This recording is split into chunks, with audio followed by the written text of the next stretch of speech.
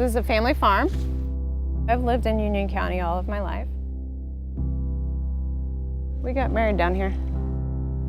I mean, I don't know, it's pretty freaking amazing to live here.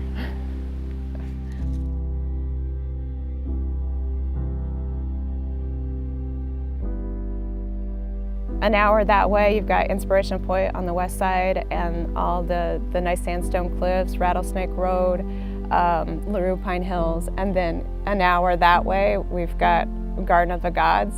I mean, so I live right in the middle of just, you know, I could go hiking every day if I wasn't stuck doing environmental paperwork.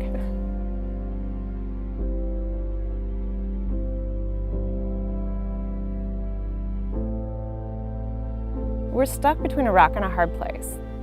It's rich in biodiversity, it's rich in natural resources, but the sad thing is we're not rich with money. Southernmost Illinois has been considered an extraction portion of the state, whether it's coal mining, whether it's trees in the Shawnee National Forest, or whether it's people that are incarcerated in the prison industrial system. And what we've decided is that in order to become a sustainable community, we have to be self-sufficient. And so these organizations are working on stopping extraction and creating new economy models.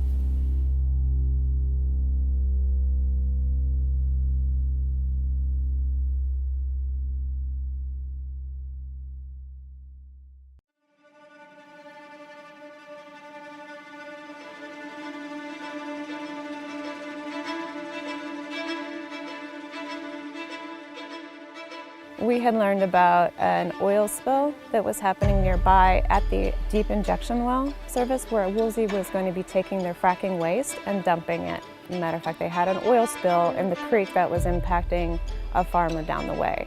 So we went to investigate that. Well, it's intimidating because oil and gas is a very powerful group of folks, and especially in White County. The landowner who had the oil spill come through the creek on his farm, he didn't know if his deep well water would still be okay, so he asked me if I could find out how much it would cost to get it tested, and I went into the nearby environmental testing services, and I walked in there and I said, "Hey, how much is it for a test?"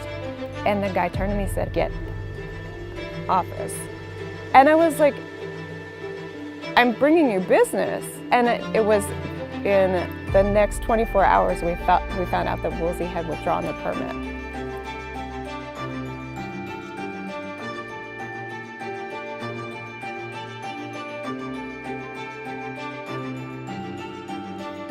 True Flow maintained their violations. They didn't clean up their spills.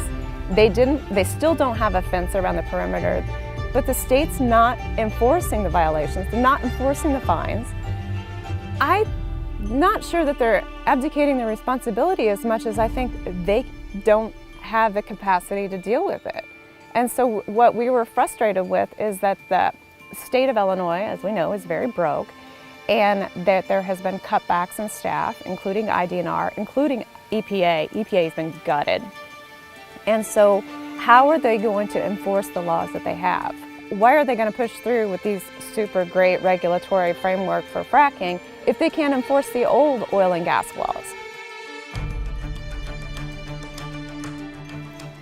Nothing scares the politicians and corporations worse than people joining together on the same side.